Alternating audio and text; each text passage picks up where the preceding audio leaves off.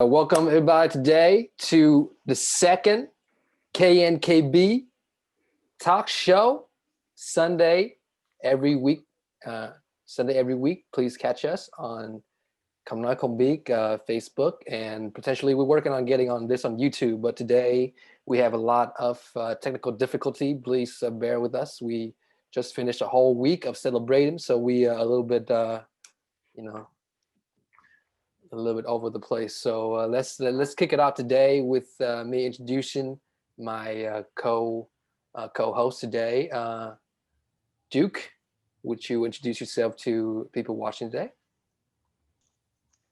Hi everyone, my name is Duke, or Vietnamese name is Doang.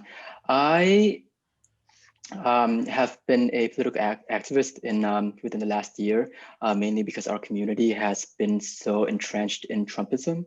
It's encouraged me to really step up and take action. Outside of that, professionally, I am in the recruiting world, working in healthcare recruiting, and that's kind of my summary for now. And I'll pass it on to On. Hi, xin chào các bạn. My name is On, and I am currently a graduate student studying chemistry. But I joined Không Nói Không Biết because I think it's really important to get, factual news out there so that the Vietnamese community can be more informed and make well thoughtful decisions. So that is why I'm here. And then back to you, Leo. Wonderful. So today we have a packed show for y'all. Not to mention we're about 15 minutes late. So thank you everybody for hanging in there. We have a good show coming up. It's going to be about 45 minutes to an hour. So if you're making dinner, finish making your dinner and hop on and eat your dinner while we are spitting straight facts at you. Okay. Let's start. Okay. How do you feel about the inauguration? Juan, let me start with you. I thought the inauguration, give me 1 second. I thought the inauguration went great. Everything went smoothly. The performances were spectacular.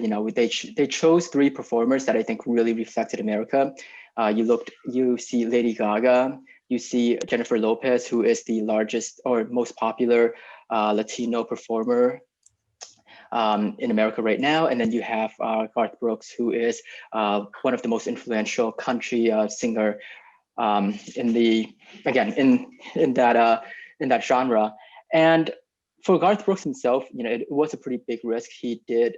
From what I've read, there was a lot of hesitation on his side to take up that position, but he felt at the end of the day, whether it affected his career or not, he had to stand up there and show the nation that we are united, that this is a peaceful transfer of power, and he is here to support the next president of the United States. And I thought just that those 3 performances alone makes a huge statement on how well that inauguration was.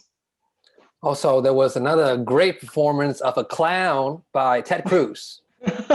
Now I'm going to pass it up. He took some selfies, yeah. What a clown. I'll pass it up to On. What caught you at the inauguration, and what were you feeling watching it? I felt all this entire weight on my shoulders being lifted, seeing how the inauguration was able to go safely and unharmed in any way because of the previous week where we had such a shocking mass riot as well as storming of the Capitol. This week, with the inauguration, just gave me the sense of relief that I feel like things start coming back in order. We can finally make progress. It has this entire beautiful feeling for the entire day for me. It was indeed a very wonderful day. I live in DC, so it's right about my neighborhoods, and and the sun was out. There was even a little bit of snow, so the people in the past year have looked down to us and maybe some bit of grace through their signal. So it's a great day. That was the first day that I was be able to enjoy orange juice again. So let's make orange juice great again. Let's do that, and let's move on to not just a ceremony, but looking past that, and particularly looking at the first 100 days, or even more, the next 4 years? What do you look forward to on, I'm gonna ask you first this time. I think the main big policy that I really want to see Biden change is climate change. To ensure we can lower our gas emission, and if we can look for more renewable resources, as well as invest in scientists that are willing to produce like new sources of energy that does not include coal burning. So there's a lot of different nuclear type energy production that is not heavily implied on radiation. So I think there are opportunities for us to invest back in our community by this. I am obviously biased because I'm a scientist, but it'd be really good to see help build our future by entrusting the knowledge to the people that can make it better. And then the second item that I'm looking into, hopefully, I was hoping that Biden can really kind of like fix this rift that have been tearing apart the entire U.S. Um, community, where we need to be one side or the other.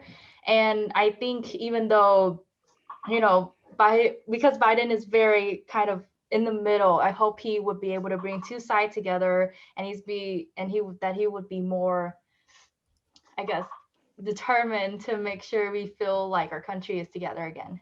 Yes, presidential, aka boring. That's fine. That's fine. We can do boring. That's fine. We want boring. We've had non-boring for 4 years. Please. And so I'm gonna Yes, kind of build off on what On said. The first thing is on the sciences. One of the great strengths of Biden compared to some of the other candidates, and some may view that as a weakness, is that he is very good at listening to others. He doesn't see himself as the person who has all the answers. It's that he can bring different people, different parties, different expertise on together at the same table and craft policies out of that. And a lot of it, he is going to take in economists, he's going to take in scientists, he's going to take in community groups and cultural groups, bring everyone to the table, because everyone is a stakeholder here. We want to move in a green energy direction. We want to reduce climate change. We want to reduce our carbon emissions, but we also want to make sure that we do it in a way that promotes jobs, in a way that protects industries, protect people. So if they are losing one job, that we can move them on to something else, so that we don't see the community destructions that we've seen with policy changes in the past. And ultimately, he's going to listen to the scientists. He's going to listen to the nuclear scientists who have those groundbreaking breakthrough technologies that Juan mentioned, where we can move to nuclear energy, which I also am I have very positive feelings about, because we are looking at potentially non-wasteful nuclear production in the future. Absolutely. Nuclear fusion, that's on the table right now. If anyone who actually follows it, Google up nuclear fusion, not fission, fusion, and see where we are. And the possibilities are really spectacular right now. We have that future. We can get there. What I'm hopeful for is that Biden's going to bring everyone to the table, so we craft policies that is going to benefit everyone. And if someone is hurt by those policies, that we find ways to mitigate those damages. Wow, wonderful, wonderful. It's an incredible scene to see scientists back in the White House. Yes, and economists. And community groups. To have economists that actually have economists that agreed to him. Yes. Wow. I think it's so great. I think it's so great to have experts that can do what they're experts at. Yes. Exactly. In the White House. And I think I looked at the Biden administration, and he had, grouped in a lot of people with different variety of like knowledge and background. They can come together and work together, figure out and solve this problem, and then hopefully be able to make sure that it will benefit all of us in the future. That's what I'm really, really hoping for. Exactly. Exactly. And for me, I work in the advocacy community in Washington, D.C., and we advocate for low-income programs to advocates for the low income, such as program like public housing and food stamps and job assistance, and to be honest, the last 4 years, every week there's a new rule by the Trump administration set out to sabotage something they don't even know what it is.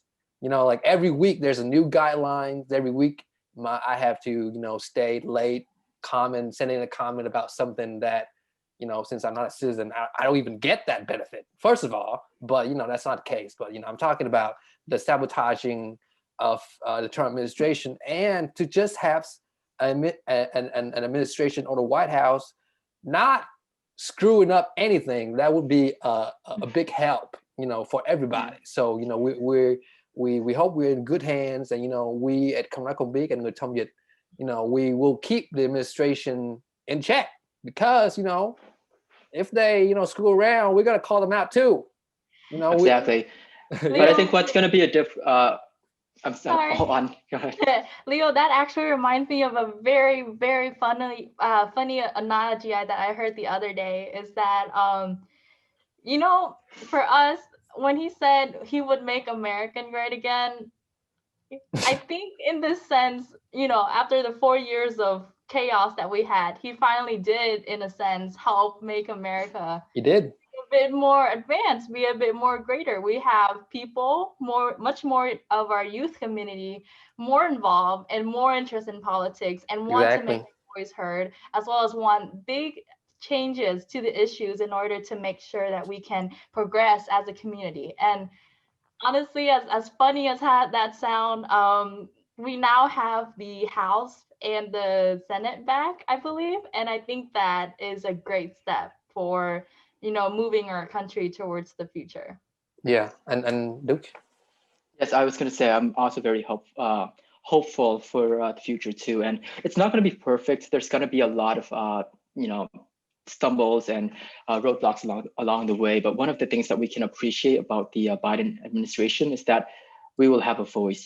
Every community group is going to be able to have a voice and be heard, whether or not where that takes us, I don't know yet. Where that takes your advocacy group or others, I don't know yet, but at least you're going to be heard. Whereas in the last 4 years, everything that isn't a right-wing extremist group is just brushed aside.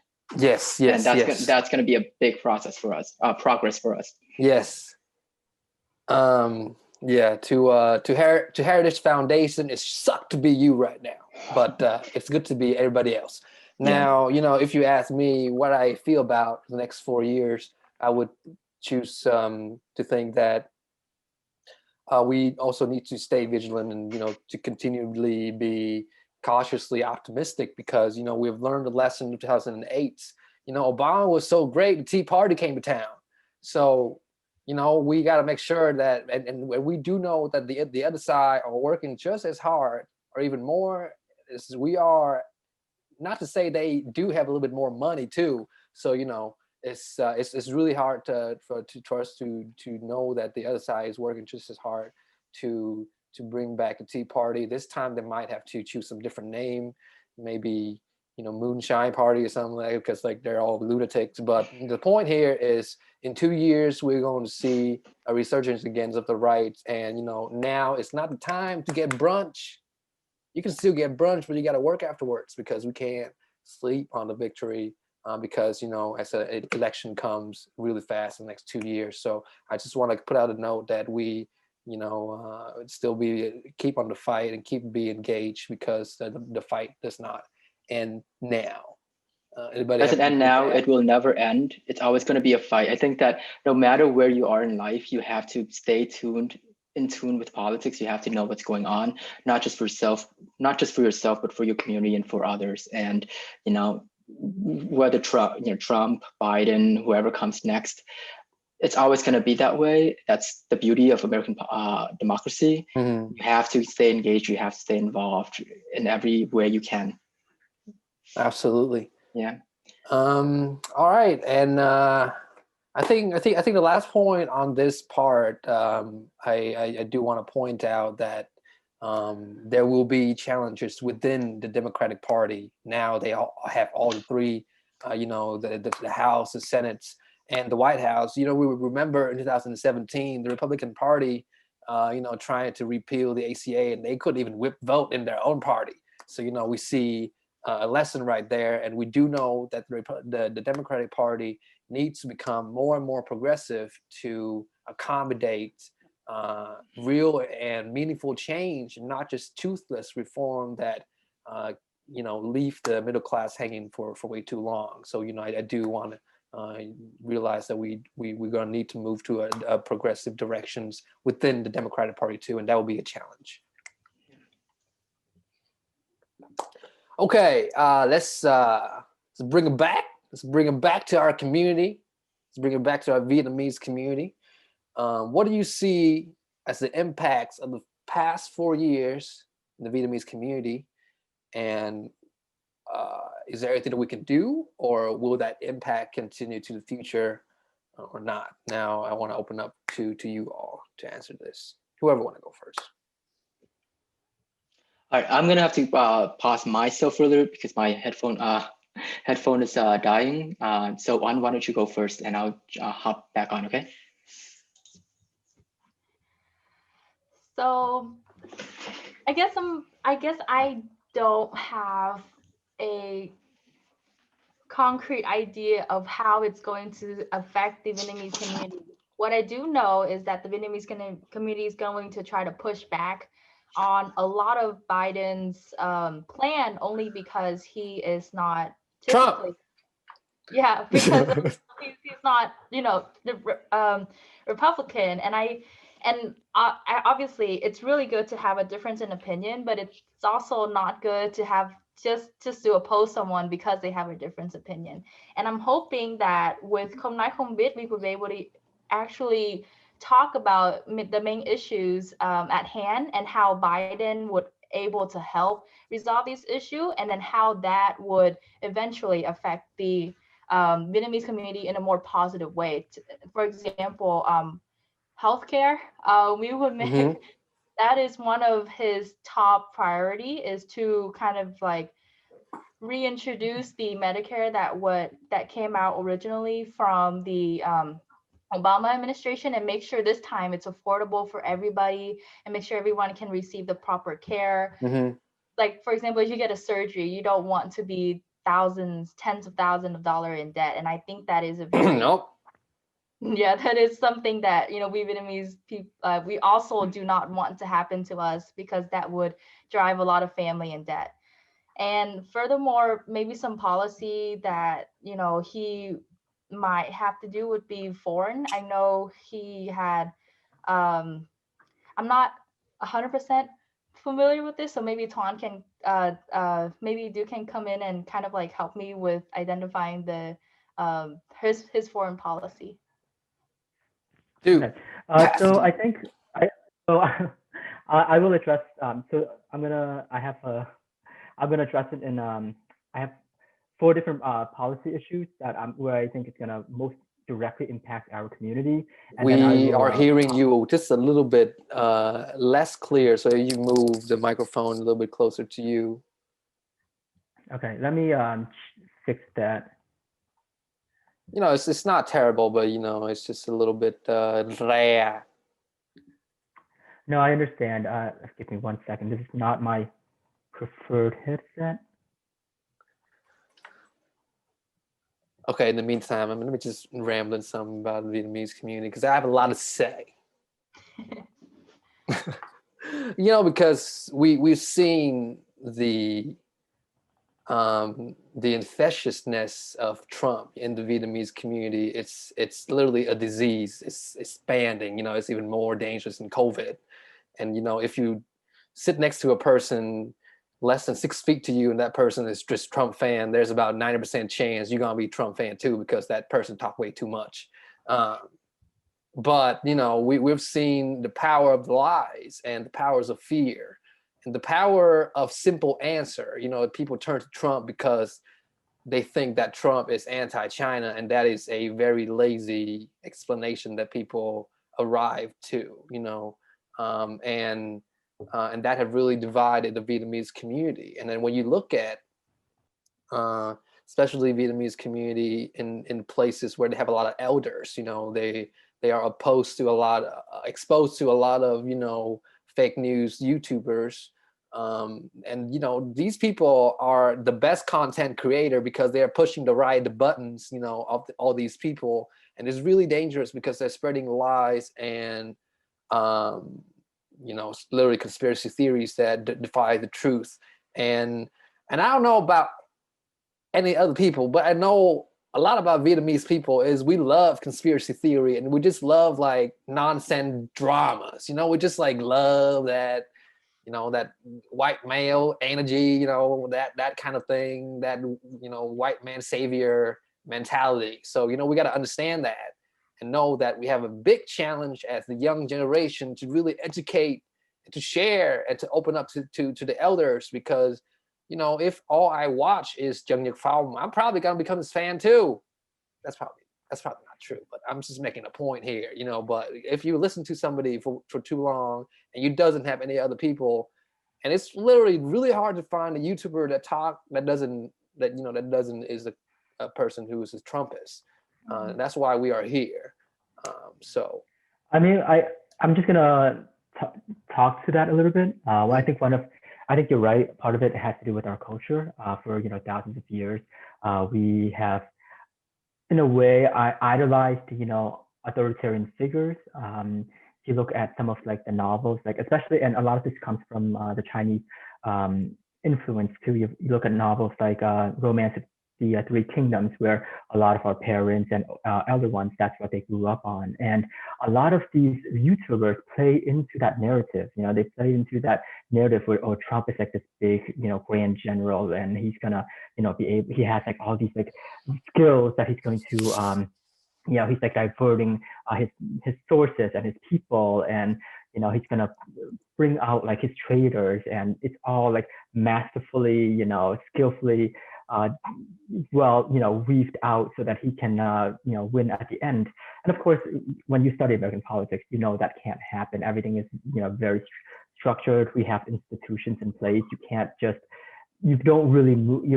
control the U.S. government in any sort of dark way in that manner that that they're used to. And unfortunately, what as you say, those YouTubers, they are great at just bringing those narratives back to life to people, and really framing kind of these political stories in a way that, or like the lies in a way that our people understand and our people like really are drawn to.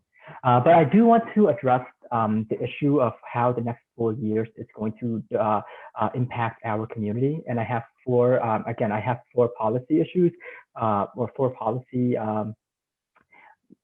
positions I think it's going to directly impact us. Number one is healthcare. I mentioned it. One of the big things that will come with the Biden administration, I think it's going to be one of its big focus, is public option. So what we understand from the Affordable Care Act, aka Obamacare, is that a lot of Republican-controlled states rejected federal money for Medicaid expansion.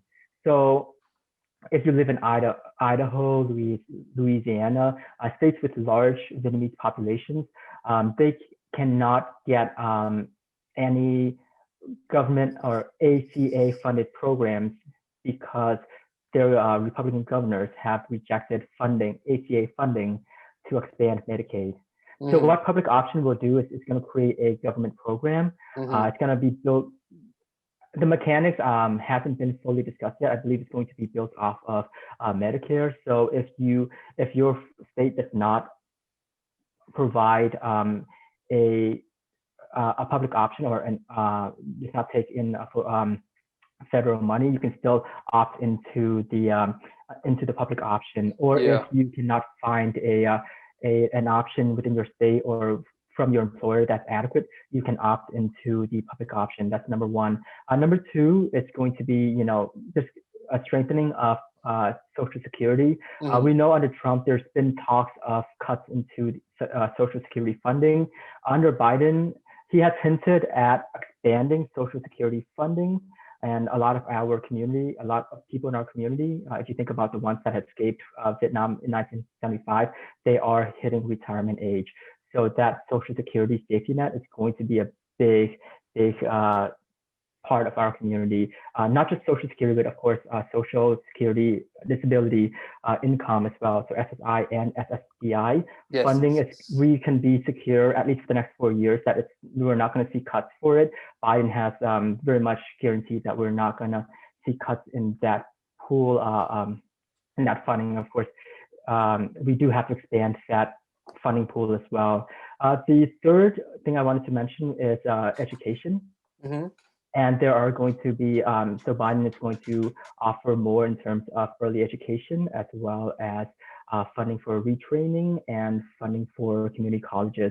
I believe some of the policies in discussion is that we're going to make community colleges free for all. So again, all of these things really are going to impact our community. And then the last thing I wanted to mention is immigration. We're under Biden, we are going to see, well, under Trump, I should say, he reduced legal immigration by 49%. And I know that any one of us watching here today, if we're part of the Vietnamese community, we know people or know of people who are in process exactly of getting someone over or having someone over and just getting all that paperwork in line so they can get citizenship or whatever legal status they're going for. That's going to change, and that's going to improve under Biden. Wow. Like those things are literally the 4 things that Vietnamese people care about the most. You know? Every day. That affects us every day. That affects our parents, our grandparents, or, you know, for me, I'm a little bit on the older end, a few children in the future, it affects us all. Yeah, if there is one population that love community college the most, that got to be the Vietnamese community. Mm-hmm. Have you seen Houston Community College? There's all Vietnamese in there. Have you seen San Jose De Anza College? All Vietnamese.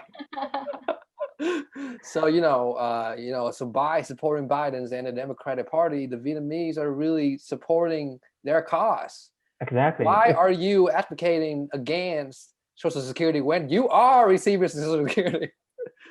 Go ahead. I think the Vietnamese community eventually, with more and more upcoming, with more upcoming company like us, and then the interpreter will be able to see both sides of the story and pick and choose themselves for the topics that really matter to them, instead of going all for one ideology of what life is supposed to be. And I think we need to be able to get them to understand both sides, as well as the implications of how the things that they learn, how the policy that affects them, how it actually affects them, instead of being biased about, and not like having a proper study or how things are done. Yeah. Like if he doesn't support Social Security, you cannot support Social Security if you know what that means, like if you are a millionaire, want to save some money, you don't support Social Security, that's fine. But if you are a person who is receiving Social Security and you don't support it just because somebody on Fox News tell you doesn't support it, that's where the problems came in. And unfortunately, a lot of the news sources that they are getting doesn't discuss these issues, right? They don't tell them that, Trump is discussing, cutting Social Security by $1 billion. I believe the last time around it was about $30 billion. That doesn't get discussed, and of course it's all. I don't want to get too much trapped into that fake news web that they built up. But yes, these things don't get discussed, and it's going to be up to us to really educate our community on this. And I feel like, unfortunately, we kind of caught on too late. So now we're just playing catch up. But hopefully, within the coming months and year, that we can build a strong network of not just from KNKB, but other organizations that can provide better information for our community. Absolutely. We need to get KNKB to the level of Hồng Đào and Hoài Linh, you know what I'm saying? Like that got to be in every houses, telling You know what we people. need to do? We need to get shout out from like, major politicians to get the word out there and get us to be in a more recognizable level. Y'all live in California. Absolutely. Y'all do your work, man. Do your work. I guess I will contribute. But I think, it's really good to have like a starting point and build up from it. Because from what I've seen, I'm obviously very amazed, at what we're doing.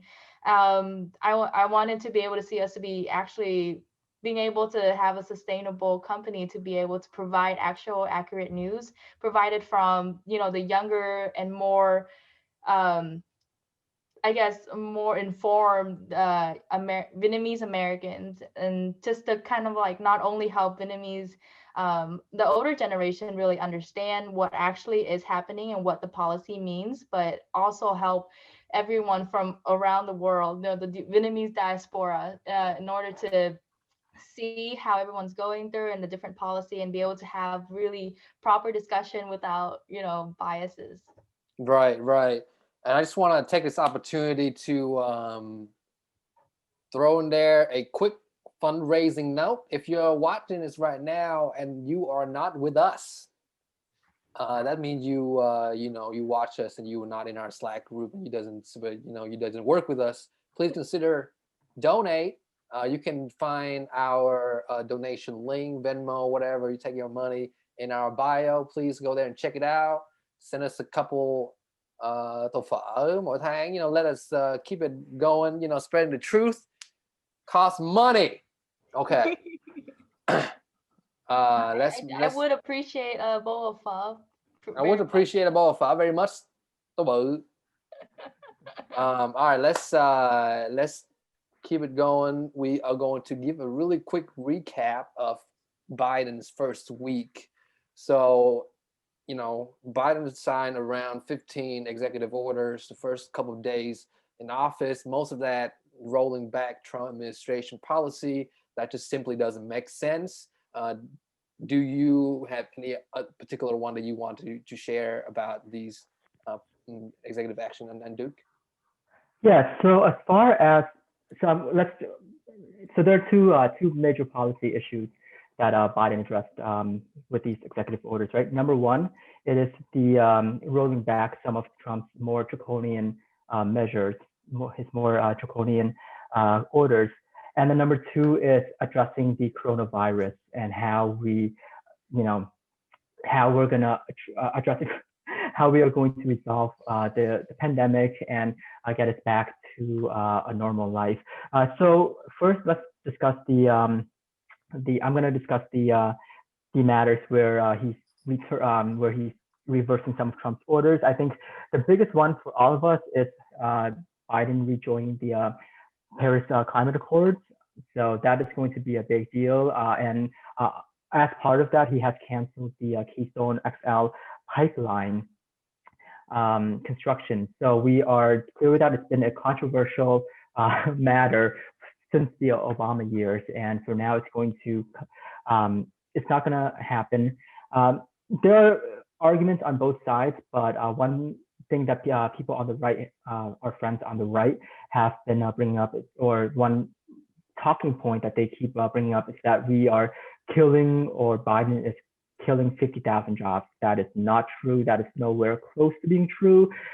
At best, the Keystone pipeline may result in 10,000 jobs directly and indirectly with construction and maintaining the pipeline. Though they're not permanent jobs, a lot of those jobs will also be in Canada, because again, Trans-American is oil is a Canadian company, and so the 50,000 jobs number, we're going to see that a lot.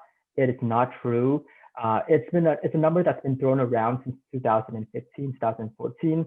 There has never been 50,000 jobs on the line with the Keystone pipeline. Again, at best, at the most optimistic number, 10,000, but a lot of those jobs will also be indirect jobs. So with Biden canceling the Keystone pipeline, yes, there has been a layoff of about 1,000 people. Not that we can't just shrug that off, but we can make up for that with green energy policies. Much more. And a lot more than just those 1,000 jobs. Absolutely. I am obviously very happy that we rejoined the Paris Climate Accord because I think it was a very huge controversial issue once I think once the news went out back in 2018. 17. It's like this is the first week or something like that. Yeah, that we withdraw from the Paris Agreement, and the purpose of that is just to make sure our carbon dioxide emission would lower, so to kind of like preserve our planet, because obviously our technology and innovation is improving, but it's not improving enough at the rate where we can afford to leave this planet, all of us, to leave this planet. And that's why we need to preserve our planet, to make sure that it's safe, and make sure that we can live a longer time instead of global warming, which is obviously not the change in weather. It affects the entire ecosystem. It introduces new viruses if we're not careful because of the melting glaciers. And it's going to something that's going to be really affect us all. And I think that is very important that we rejoin it, and to make sure our emission lowers, and then eventually help the future generation to actually have a future generation. Yeah, and I'm going to add on to that too. We've seen the destruction of climate change. It's happening in front of our eyes, right? I remember back in the 90s, you learn about Hurricane Andrew. It was a level 5 hurricane. It happened in 1993, and it was like this big, massive news article. You study it in the history books because the U.S. barely gets level 5 hurricanes. And guess what happened in 2016, or I believe it's 2017?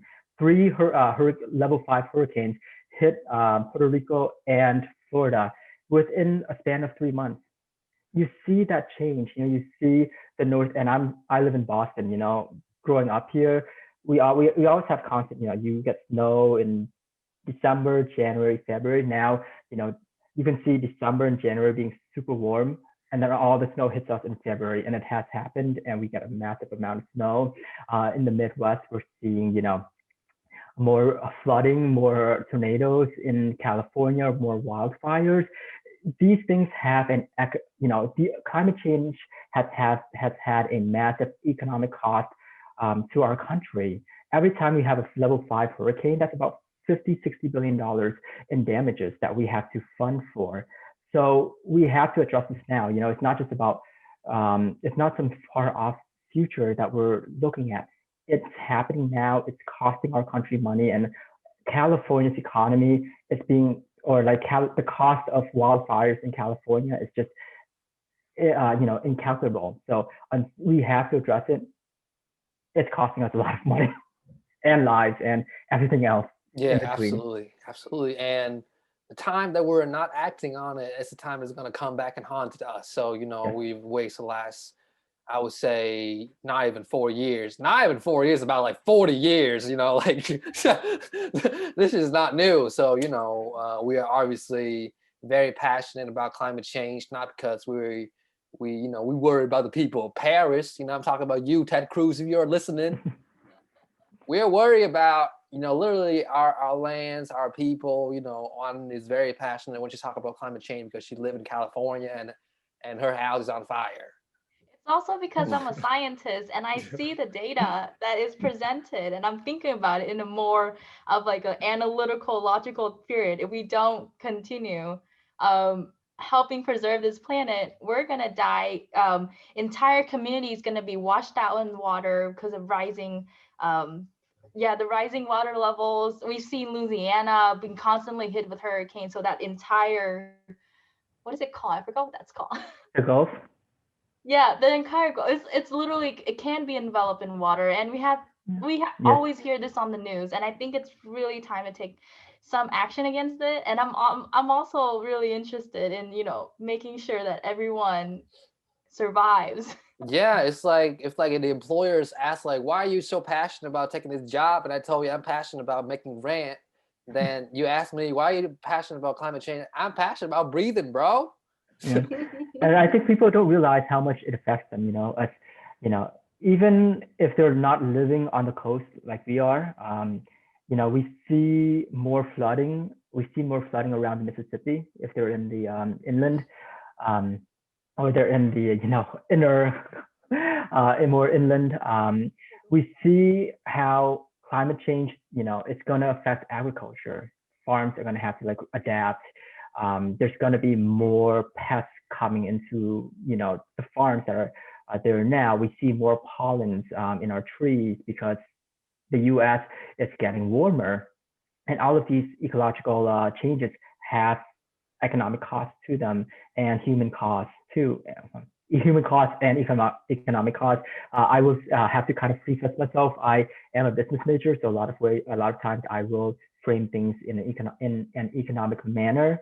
But I think it bounces off everyone else here because I know An is more is on the science side, so we can bounce each other off there.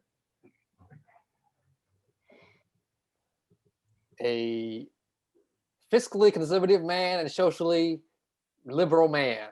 I'm not fiscally conservative at all. I do frame things in terms of the economy. Yes, but I am actually fiscally liberal. That's why we all here.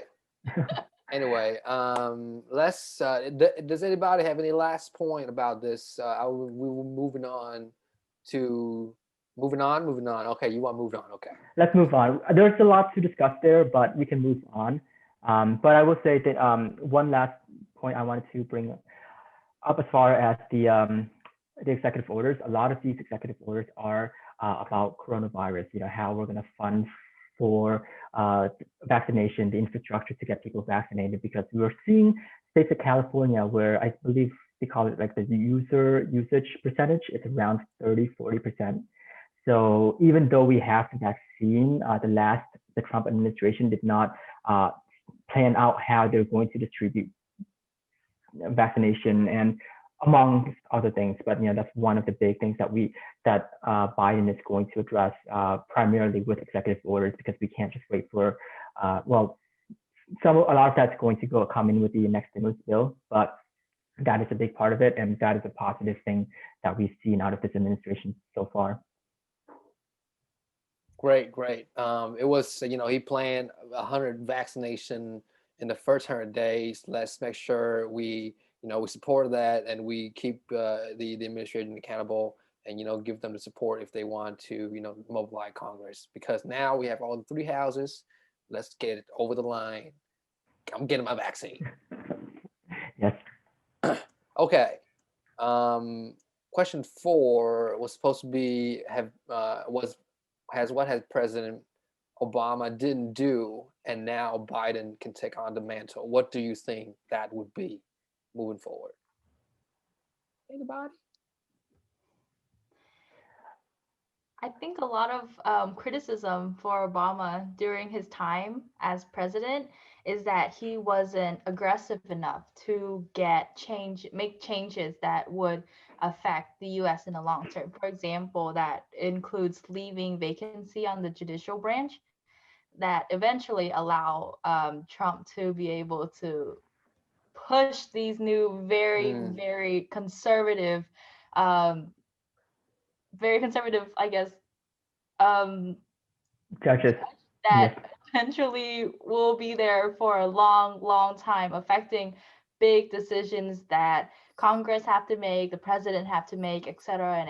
And I think, something that in this case Biden can do is just to make sure that now that he have a lot of people on his side, a lot of people that he needs to listen to, experts that he needs to consult, and people that he needs to talk to be able to be more aggressive in pushing policy that would help everyone, instead of making sure that the other side might not agree or disagree, and ensure their comfortness.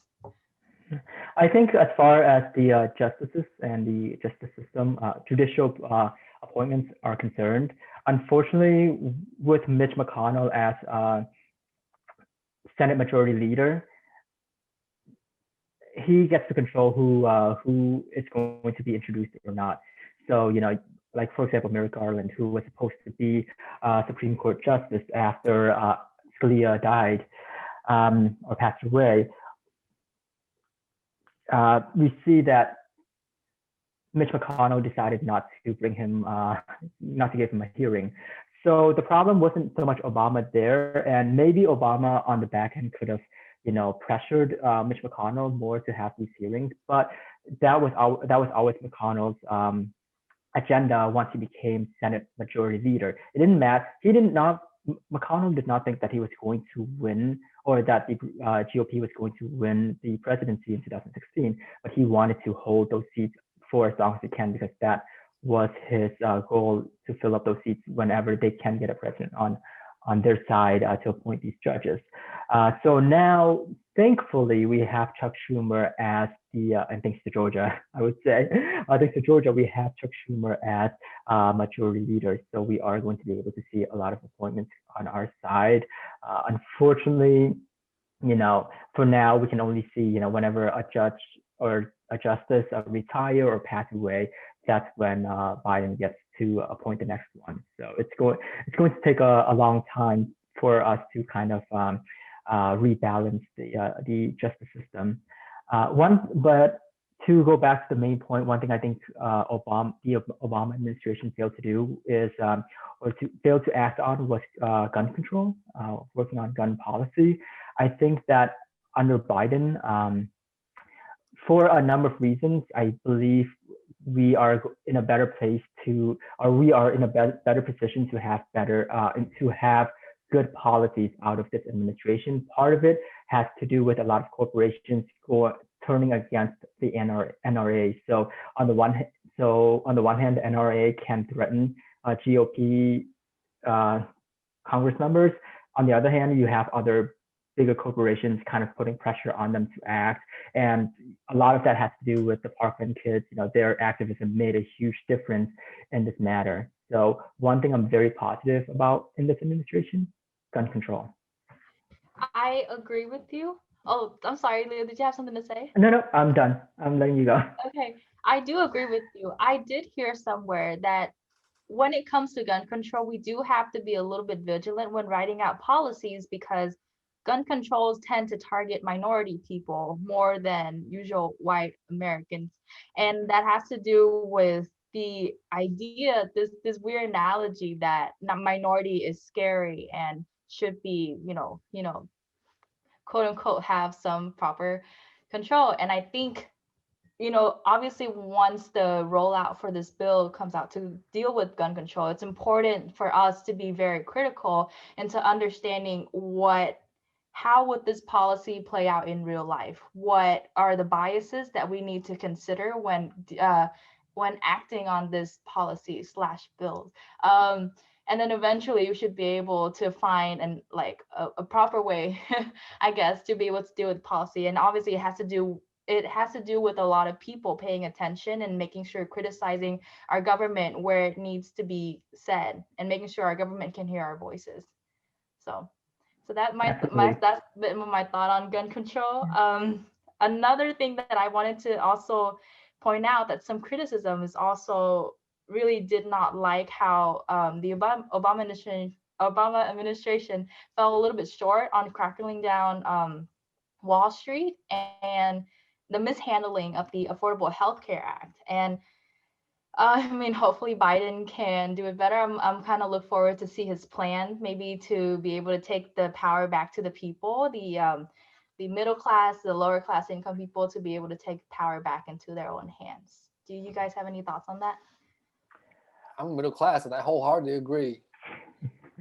As far as the Affordable Care Act, though, are you talking about administration, or because that is a whole, obviously there's a lot of issues involved there. But I think one of the things I did address earlier is that with public option, that's going to resolve a lot of the issues that we have. Also, reinstating the mandate for people to buy insurance, which the Trump administration has basically gotten rid of through executive order. So those two are going to make a huge difference. There's a lot for us to. The Affordable Care Act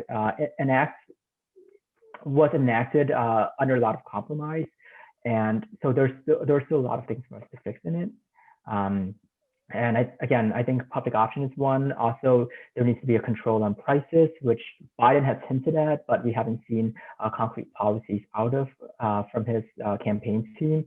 So, and controlling, and I think the last thing that I want to add on to is controlling the industry, controlling consolidation within the healthcare infrastructure.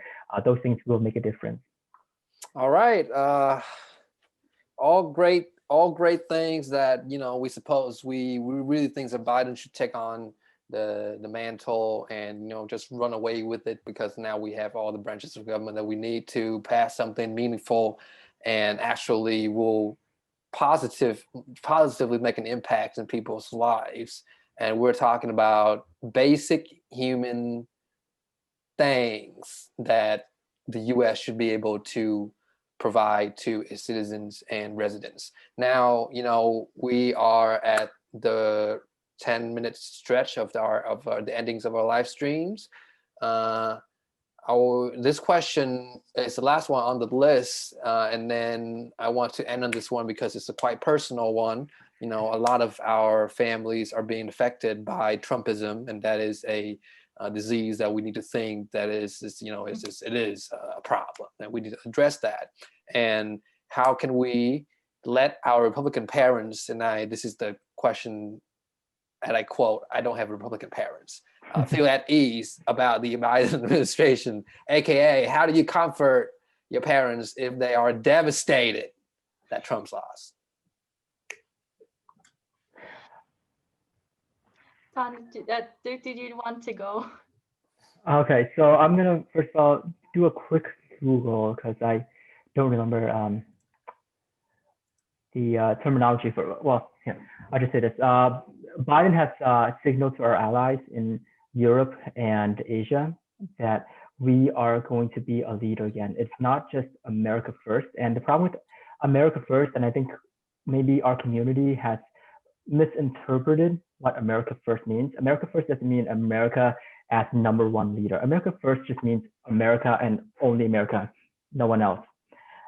America is going to take on a leadership position again in the Pacific.